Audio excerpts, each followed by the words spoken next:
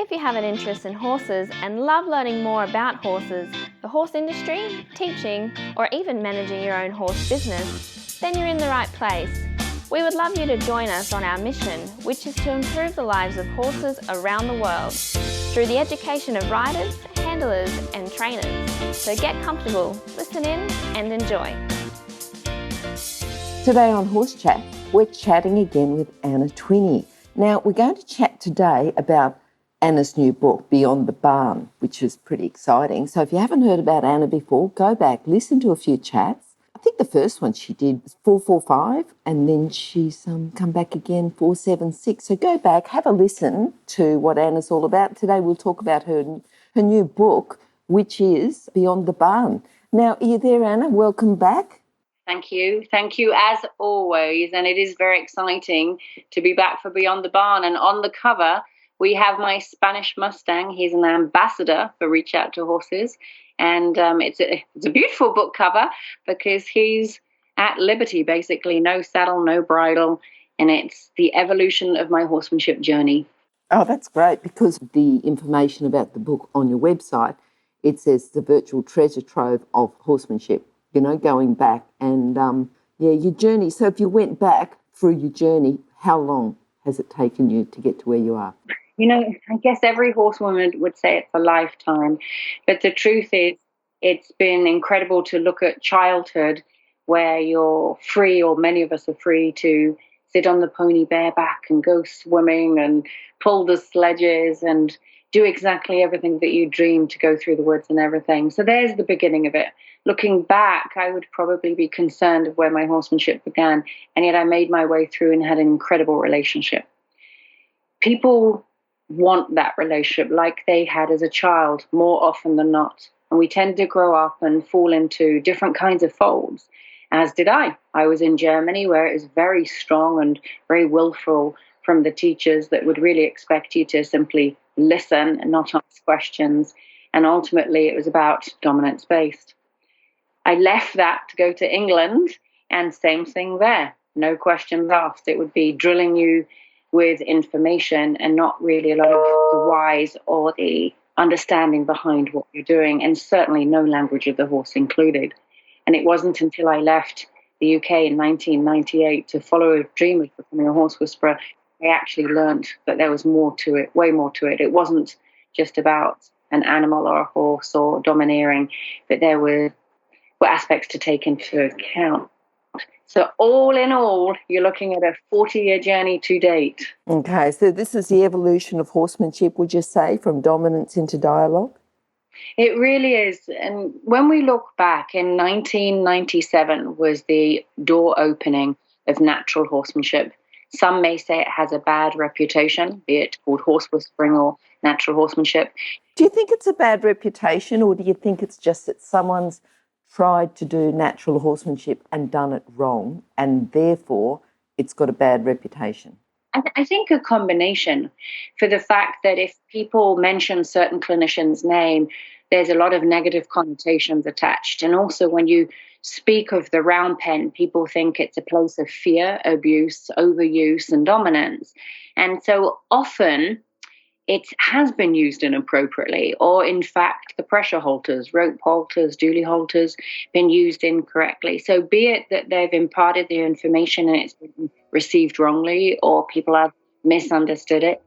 And then you've also got the other side of things, where there's a belief that no pressure should be applied. It should only be positive reinforcement. So I know, having entered the field in the late 1990s, that it was dominance-based.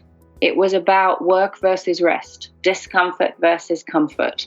If the horse wasn't doing it the right way, you'd send them harder or back them up further or utilize more pressure. The round pen was about the pressure. The stronger the pressure, the stronger the result. And so ultimately it was, here's the answer that we're seeking. How we get there is up to the horse, but ultimately I'm going to get what I want. That is how I was trained in natural horsemanship. So for me, this evolution would be going from a dominant standpoint of, I'm going to control your footfall, tell you where you can place your feet and where you can't. And we're looking at a dialogue now. And the dialogue means let's investigate. Who are you as a horse? What are you trying to say? What's your intention? How can I capture the whisper? What's your personality, your environment, history? And if you take all of that into account, you're looking at more of a dialogue. Ultimately, create a pause and you examine who you are, what your intention is, who the horse is, what their intention is, and you create the pause for them to not only learn, but you learn to listen. Then you're getting that dialogue in. When you acknowledge the try, when you capture the whisper, when you thank them for what they're offering, when you can see them without a strong agenda, now we're moving from dominance into dialogue, but only then. If it's always our way and the highway, then it's dominance based. Yep. So you've talked about, we need to control the horse, okay? And we talk about control. And I suppose now it's developed more into a collaboration of the horse, and this is really what you're trying to say. Can you talk a little bit more about going from control into collaboration? Absolutely. Let me start with the fact I was at the Mountain Expo, and I was one of the showcased clinicians. And I went to watch a peer work. And within that dialogue came, if it's the horse's idea, it's usually the wrong idea. And not long after was, we need to control every single footfall. Don't let them get away with that. And I thought, how interesting is this? My whole demonstration is going to be about learning to feel the horse. What are they trying to convey? Utilizing telepathy, talking to them in pictures, having an energetic connection, and totally different. And for me, it was, let's see what they want to say, create the space for that. I believe that the collaboration and partnership goes from using a horse to partnering. And what does that even mean? It means that if all we do is drill information into a horse, then we're controlling them. But if we actually collaborate to look at what is their personality and how do they learn, what is it that they want from life, what is their physical need, can they even do the movements that we're asking from them, are they physically fit enough, are we just chasing them around or asking? And so the collaboration for me would be to understand that this is an individual, a being with a heartbeat. This is an individual that we're not just pulling out of a pasture whenever we show up and we expect them to perform for us, even if we are paying the bills. But instead, the collaboration might be, when do we give them the rein to have a choice? Okay, so you're really talking about the horse then as an individual, because you had said, as an individual. So rather than, I'm just sort of thinking from this cookie cutter approach, you do it this way, this is step 1, step 2, step 3, step 4, you're really talking about a more personalised program for each individual horse, aren't you? How does that affect the horse, going from the cookie cutter approach, step 1, step 2, step 3, to a personalised program for that horse? Well, let me go 2 directions for you with that. One direction would be that's what we do with humans. At a young age, we put them into school and we teach them not to move, to sit at the desk. And if somebody's got a learning difficulty or a personality aspect that doesn't help them or isn't conducive to sitting still all the time, we reprimand, we label, and we put them in a different kind of school or class and environment. But we don't adapt. We expect them to conform. We do that everywhere, from every job to the military to the police force. Everything is about controlling individuals. So we're used to that. We're used to creating followers, not leaders. And so if you think of it, that's how we're brought up. And that's really what it's like with the horsemanship. We're asking them to become either robots or compliant and not have a voice, not have a mind. All too often people will say, he's got a mind of his own. Well, whose mind do you want him to have? If you want to have an individual like a robot, then go and ride a bike or drive a motorbike, etc. But if you want a being in your life, you've got to take into account that they're going to have different emotions. So for me, I see a lot of cookie cutter approaches on the market. And why is that? Because it's easier. That's why. It's easier from a sales and marketing standpoint. And it's also easier to say, tell your horse to do these 7 steps and you'll be fine. But it's not okay for the horse. There's over 28 personalities of horses. They've all got different breeds, different ages, different environments, different history. And when we take that into account, they learn differently. So when we're teaching a foal versus a geriatric, that's different. When we're looking at dominance-based versus non-handling or orphan foal syndrome, very different. So instead of creating the robot where often the horses are set up for failure because they simply can't conform, some see rest as reward, they all see release as reward. But what about the motivational standpoint?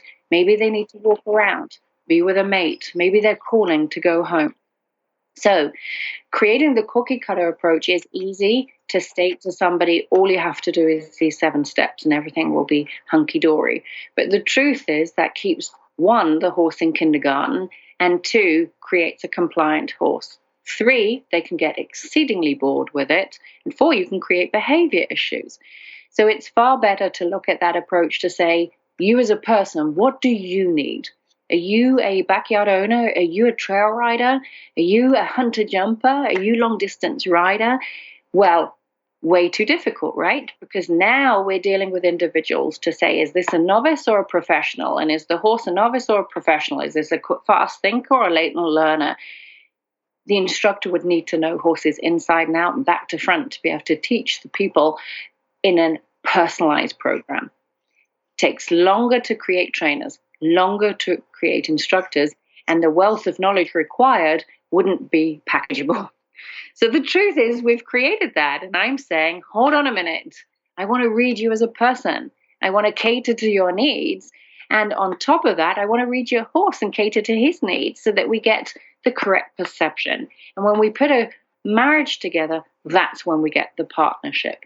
And so hence the personalized program, harder for people to create, long-term, absolutely incredible because dreams come true.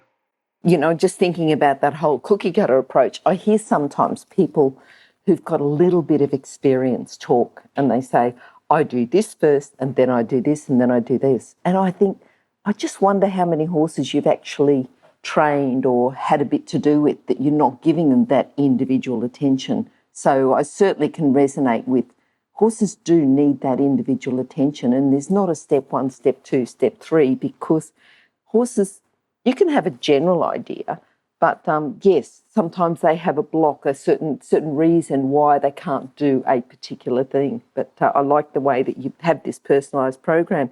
Now, I've got another question. This is to do with capturing the whisper. How would you describe that? You know, what is this capturing the whisper, if you're explaining? Can you please explain that a bit to the listeners? Absolutely. It's probably what my whole program is based on, honestly. And I feel like this next generation's going to find it very hard in the world, not just with the pandemic going on, that people aren't eye to eye or socializing. And in fact, we're missing the nuances of the facial expressions. Or indeed, maybe we're going to watch people's eyes more. I'm not sure. But that generation is also the generation that feels they know each other through texting and emails. But when it comes to socializing, they may be challenged or inept even. So for me, the whisper for everybody is capturing the body language. And although body language gets thrown around, really the whisper goes back way farther than that. So if we are looking at a horse who's acting out, for example, so running away when you're trying to catch him or not standing still at the mountain block, that's not really the whisper. That really is them talking quite strongly. The whisper can be seen in the eye. Scientifically, it's a huge aspect of the horse's language. You're watching the intention. In the eye, you can see the window to the soul, but you can see what they're thinking. They're going to show you where the eye is looking is where they're going to go next. It's either alert, confused, upset, worried, angry, full of attention. There's so much that you can see in the eye.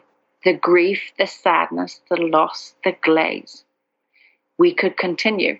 Every emotion that we carry, they can too. So that whisper is in the eye. Equally as much, there's the other side to that. They watch our eyes. They need to see our eyes. Sunglasses isn't acceptable, really.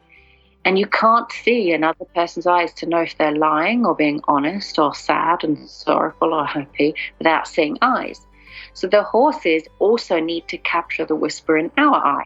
What is it we want? And are we utilizing our eyes to say thank you and acknowledge their try by dropping the eyes, even influencing their feet, but giving them the reassurance they need through the eye contact? But it goes even deeper than that. The eyes are part of the whisper. So if you see them acting out, that's way beyond the whisper because it's all in the eye. And if we can see if they're looking right and correct their nose, we've caught the whisper.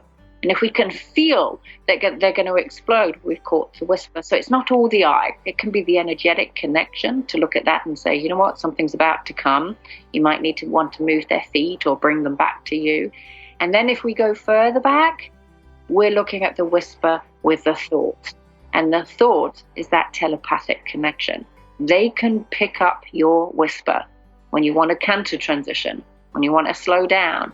They will answer it. I've got a horse at home, Aria is her name, and we were training her just a week ago to jump.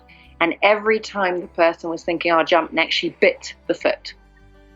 And it wasn't until she changed her thought to go, you know what, if you do that jump really well, we'll finish for the day. And Aria would offer the last jump.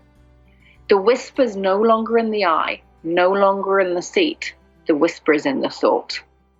So that for me is the huge piece here, is to know that the whisper is in the thought. So that means conscious thought patterns and mindfulness when around horses. Wow, I think you've really, really talked about capturing the whisper there. I think that's something that we probably all aim to get to that stage. Yeah. Now, I'm thinking as well, you've got some quote cards, and I know that on your website, which by the way is reachouttohorses.com, you've got an image there, and it's a photo, and I don't know how it was done, if it was a photo and then you added to it or there was a flick of the tail, I'm not quite sure, but there's a horse there with wings. Now, I think it's a gorgeous photo, but first of all, tell us a little bit about how you did that, but I'm also wondering, if you've got a favourite image that you say, wow, I love this image, it's absolutely my favourite, probably a bit more emotional than me flicking through some images because you've actually taken them and done them. But can you tell us about how you actually did this image and then tell us about your favourite image? Absolutely. So I think the image that you're referencing would be one of the foals, actually, which is so fascinating because I brought the foals into the book as well. And the book really is about the evolution of my horsemanship journey, going from what I perceive to be the dominance-based into this dialogue.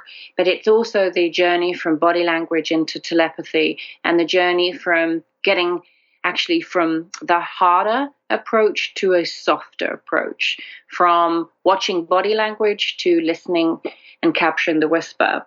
And so the image we designed there was to give a voice to the Premarines. And Premarin is pregnant mare's urine.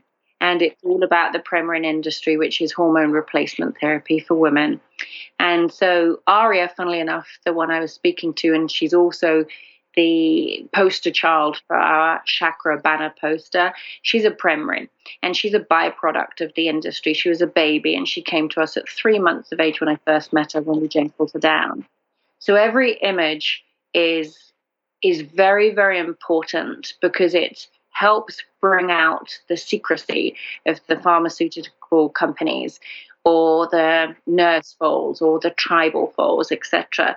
And these are angels. These are angels on earth, and the horses are here to help us spiritually, mentally, physically, emotionally, and everybody, and I don't think they can deny it, will know that horses bring great support and relief and happiness and joy and balance and stability and freedom.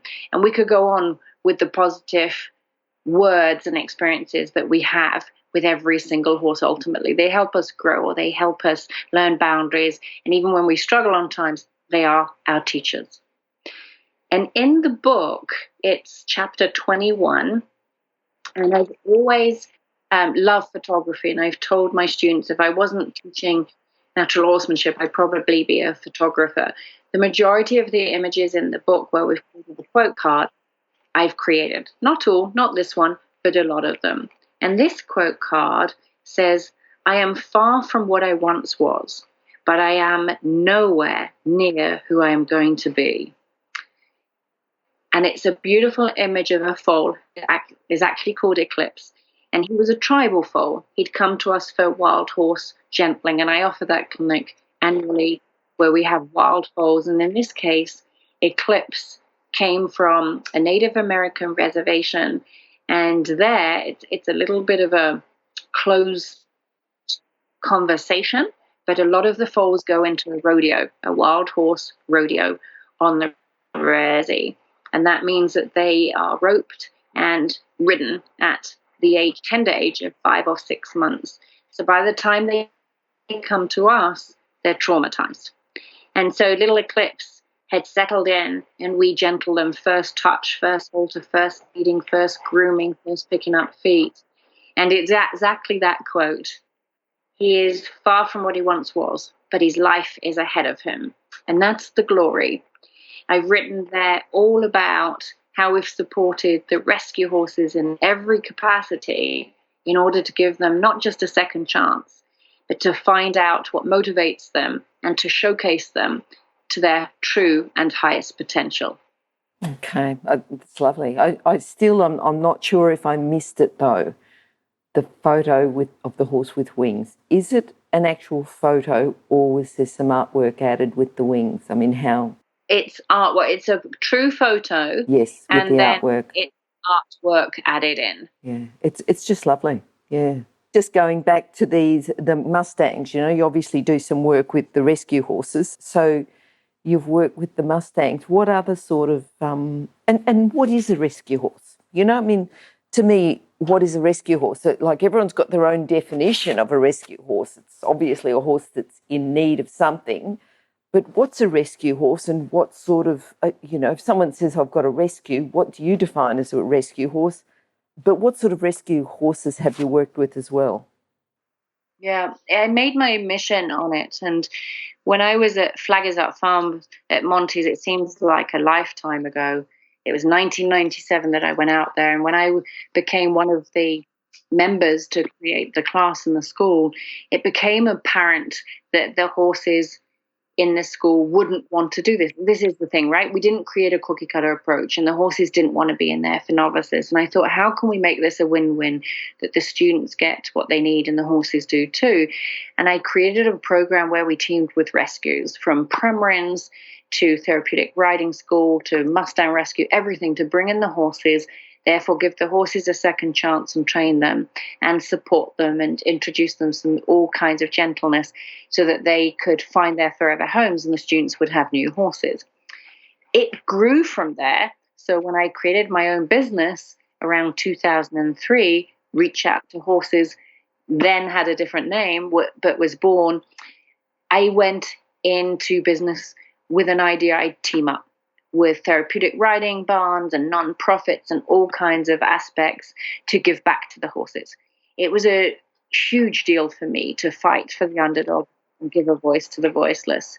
So over the years, we're looking at over 20 years now, I've teamed up with Prem-Rin Rescues, that's the pregnant mare's urine, hormone replacement therapy for women, when there is an alternative, a natural alternative to support them.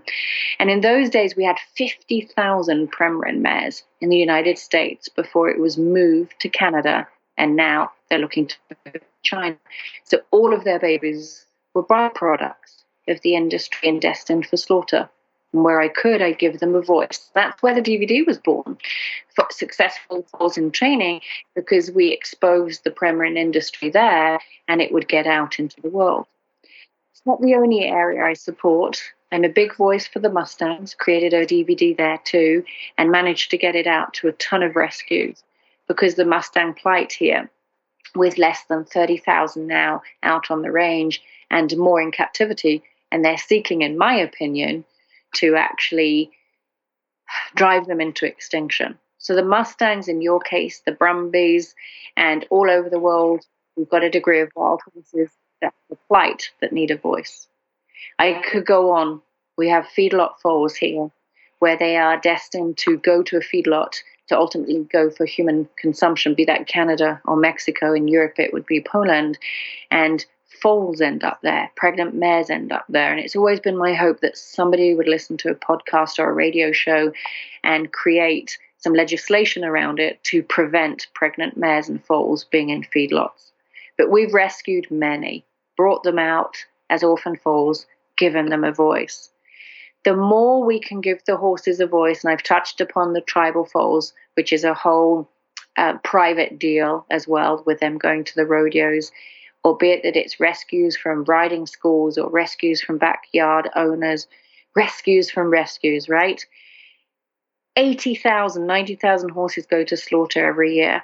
Either they've been overused, abused, misused in a performance world, treated as a commodity, discarded, or they've got behavioral issues or pain. All of them end up being rescues. All of them need an interpreter.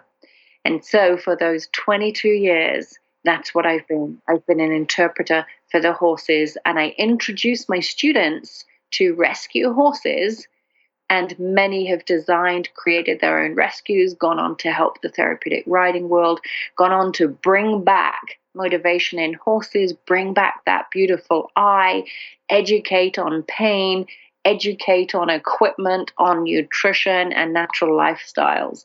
And these have been big, big things for me, so that people don't just throw away the horses, but understand that anytime they're acting out, there is a reason, and we can get to the bottom of it. I know that you've shared a little bit about the stories, about the rescues that you have, but is there, do you have a case study, a story that you think, this is the story that I'd like to share about one of my rescues? I'd love to. There's so many, and I could pick from my herd at home. I love the case studies. That's why, I sort of bring them in and say, well, don't just tell us about it, but tell us some actual stories about horses. Yeah. Yeah, it's I've got two, but let me start. If I've got time, I can bring them both. But let me start with Sage. Sage was 4 days old when I met her, and she's at home. She's our horse, and Sage was tiny. She came to one of our little foal gentling courses. She was the smallest of them all, and yet she muscled her way through to eat the hay and was incredible. Because she was only 4 days of age, we looked for a surrogate mare for her, and we found one at a local rescue. She ended up leaving the course on day 6. It's a 7-day course, and she went to the rescue with a view that that mare had just had her baby weaned, and maybe she would take Sage on. I ended up teaching at that rescue just a few days later, one of my holistic horse courses, and I saw Sage there. She had marks all over her, and the surrogate mare had declined. She'd rejected her. But worse than that, she would pick her up and throw her occasionally. And so she had these bite marks. And the rescue was trying really hard. They'd halter her so that Sage could get the mare's milk. And they thought one day maybe she'll take her on. But she didn't. In the 2 weeks that I was there, Sage would stand by that fence. I remember connecting with her and thought maybe I can bring her home. And the day I was approached by the host there, she said, Sage isn't being accepted. And I finished the sentence and I said, I know, I'll take her home tomorrow. I brought in my trailer, and people can actually look at this on YouTube. You'll see little Sage, so it doesn't become just a story. You'll see her. She comes out of the paddock at that point in time. She's 4 weeks old. She looks around, she whinnies goodbye, and she steps into our 2-horse, and she comes home. She comes home, and she's greeted by Sabre, who was on the same course. She's never looked back. So that little pumpkin who had lost a mother has been a warrior princess. Just this year, I always waited. I thought the greatest gift I could give her would be to be in a herd, so that she'd learn her language, she'd learn the elements and how to place her feet. So we never overhandled her, and she's incredible. And so with that, just this year, unfortunately, the herd got out. It was in springtime, April, May, and the herd got out, led by one of my Mustangs. And they were in the neighborhood. My intuition led me right to them. It was incredible to see. And we found them. I just said, Vin, get in the car. And we drove there.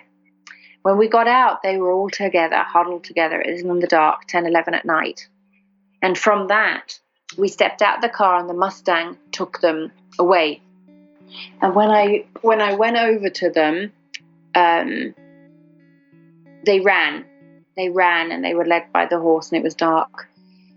And she ran into a fence. She couldn't quite make the corner, and I heard the bang and I yelled. It was a knee-jerk reaction. I yelled out. And when we put the light on her, her whole front leg was open.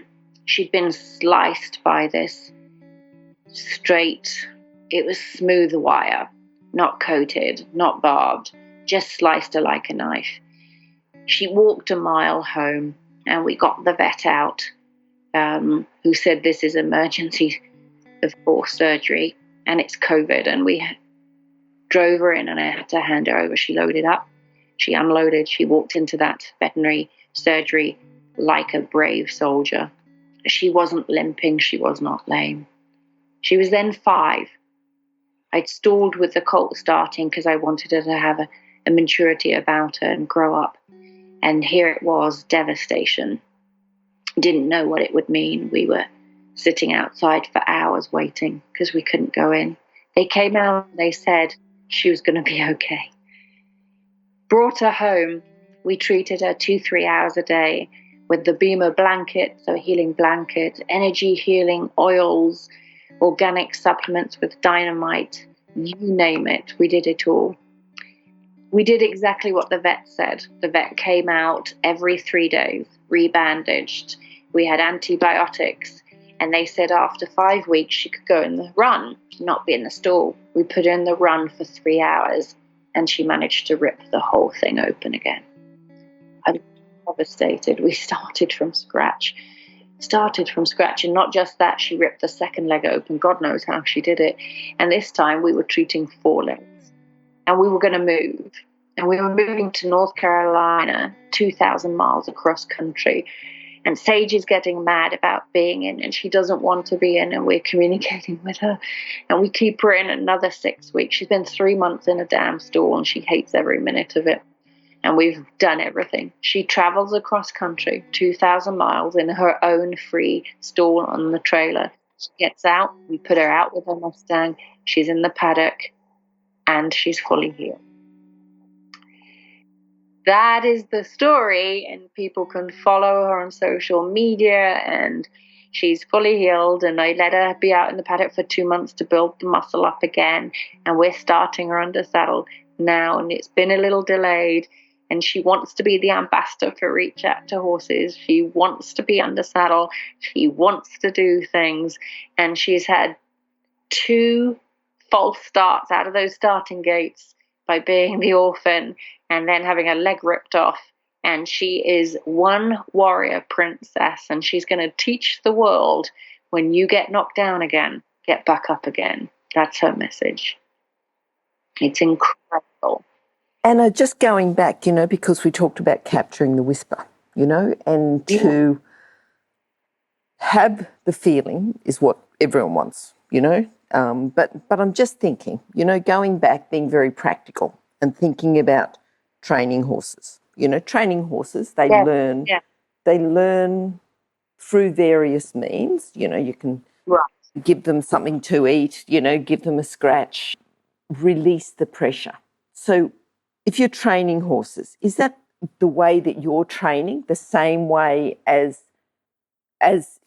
giving those standard, like we want the horse to be comfortable, the horse wants to be comfortable. If we want the horse to do something, we break it down, we do it in steps.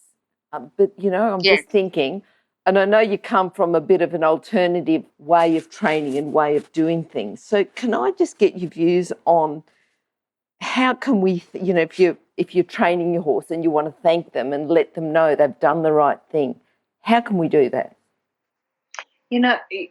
Yes, I do everything. So for me, the structural thank yous may be the release of pressure. So that could be that we're asking for the head drop or asking to turn the head left and right, put the leg off, take it off, close your fingers, release. But there's so much more. When we're looking at liberty, for example, and we're asking for forward motion for fitness training or dancing with horses, even behavior modification at liberty, can if we're utilizing our eyes on eyes, we drop the eyes and then we put them immediately back on. And that is the horse's language, to drop the eyes and put. There's so much more. You can really smile for a moment, to jubilate and celebrate their tries, and be on the same team with them, to go, that was really cool. So a smile, a moment of a deep breath, slowing down of your feet, getting softer in your body, even thanking them in your mind, dropping your eyes, lowering your hand, anything where there's a visual response and a thought will give them the thank you. It's a big deal to look at all the thank yous, because a thank you could be, I take you back to the stall because that's where you want to be, or we go and hand graze for a little bit. Maybe you want to experience the freedom. Thank yous in the moment in the training are huge in general. When we're riding, the thank you could be that we slow down or stop. The thank you could be to look at that sunset or to take in the flowers. The thank you can be riding on the buckle or giving them the voice and the choice, even knowing what motivates them, knowing where they want to go. These are huge thank yous. And it comes back really from going from the control into the dialogue and realizing that they are so smart that, yes, you can take that rein back and say, no, we've got to go this way. Or you can indeed give them a choice to create their own mapping system back home.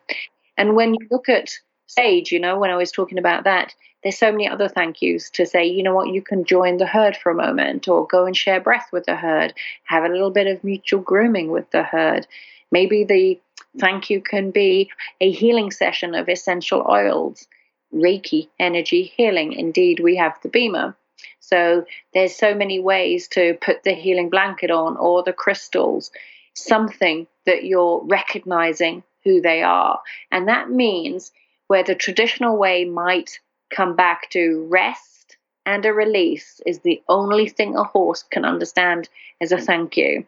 Well, if you put that up against what I've just told you, you've probably got 30 more ways to say thank you to your horse that is not recognized necessarily in the industry. And so it's harder to teach that, to go, well, what motivates your horse? Let him have this for a moment, or go out there. And I always tell my students, once you finish the session, maybe you want to take them home. Maybe they want to hand graze. Maybe groom them, scratch them in a favorite place. Go on a little walk with them. What is it your horse wants? What motivates your horse? Because that is what the thank you is. It's not what we think it is, and it's not what we project. There's only one thank you, or 2 or 10 or 30 that they see as a thank you that's really, really important to them. Okay, I think that's certainly something, to just spend time and see what we can develop through that. Yeah. How did you discover integrating energy and telepathy? How does that work for beginners? Like some of the things that you've said are very, very subtle, but how does it work for beginners through to professionals? I guess that it starts with people being open. Let's go back to the very beginning. Is if you're open to recognizing that they speak this silent language, then you will start to see. If you're not open, you'll never see. So that's the beginning. And then you're looking at the fact that conscious thought. Do you know what you are thinking and how it impacts your horse? If you are fully aware that you were just stating, I'm going to come to get you, or I'd love to go riding tonight, and you turn up and they're pinning their ears and avoiding you, maybe it's not the right time, or they're already at the gate and you wonder, why on earth are they there? So that conscious thought of having it and even projecting it is the next way to go. It's really neat to start following what happens. And the recognition might be, I knew I was thinking about going into a trot here, and they've already done it. Or I was thinking of finishing the lesson, and they come back to the center of the arena and stand still. Wow, how did they know that? Because we just told them. So integrating telepathy in is a big piece of having the conscious thought and not predicting, putting it in pre-body language. So being a step ahead with your thought and then the body language. And then you'll see that it's not all body language. And it's really neat too. We just videoed another one the other day. I've got two or three on our YouTube channel, on Reach Out to Horses YouTube channel, of blind horses. And here's a big one for you, because you'll see me with a one-eyed horse, you'll see me with a blind horse, and the one-eyed horse is doing a round pen session and listening to body language with the eye missing. How is that even possible? How is that possible? Well, they're feeling the energetic connection, they're feeling the intention, they're potentially capturing the whisper in the thought, responding, going up and down in speed, and keeping the ear on and keeping the correct posture through body language and intention. So I love doing stuff like that to show people that this isn't woo-woo, this isn't fuzzy, this isn't that new agey or alternative, but in fact it is the depth of the horse's language. And this is the real deal of recognizing that a thought came into your head and you go and check on your horse. A thought came into your head and then that horse said he was turning around and going home. So these thoughts will appear, and people often, when they don't capture that whisper, will think it's random instead of realizing the horses are talking. Are you listening? Mm-hmm. Anna, I've got to say thanks for coming on. You've certainly given us a lot to think of, and lots to go out and just spend time with their horse and, experiment. But if someone wants to work with you, actually, before we go, if you were going to impart just one piece of wisdom, to our listeners, what would that be? I would say seek to be your true self. Look for that authenticity. Be aligned. So your true self really means to be authentic, be aligned, have a body, mind, spirit connection. Be honest, right? Be honest. Who am I? Why am I here? Am I thinking the same thing I'm portraying? Am I in my body? Am I truly present? That is all about being authentic, truly authentic, being honest. That would be my piece of wisdom. Perfect. All right. Now, and if people would like to get in contact with you, what's the best way? You've got a website, reachouttohorses.com. You've also got a YouTube channel. If they want to contact you directly, can they do it through the website? Absolutely. There's a query place, contact us place. It is info, INFO, at reachouttohorses.com. You can follow us on Facebook, on YouTube. We have over 25,000 subscribers and millions of views, so lots of information there. And also we've got DVDs and books. We've got a special on. The special is if you buy 2 of our books, you get 1 free. And one is Beyond the Barn 1. This is what we've talked about today. And I've just released Beyond the Barn 2. So if I get invited back, I would love Beyond you to the Barn come back. 2. Yep. It's fun, and basically if they order Beyond the Barn 1 and 2, they get Escaping Tradition for free. So they can find that on the website as well. Perfect. Anna, looking forward to catching up with you again for Beyond the Barn 2. I think it's been interesting. It's been, giving people something a little bit more to think about and to go out and to actually watch their horse and, think a bit more about dialogue and collaboration. So I've got to say thank you for coming on, and look forward to catching up again. I really appreciate it. I really love what you're doing. Thank you. And imparting the wisdom, having all these guests. Oh, yeah. But I appreciate being one of them.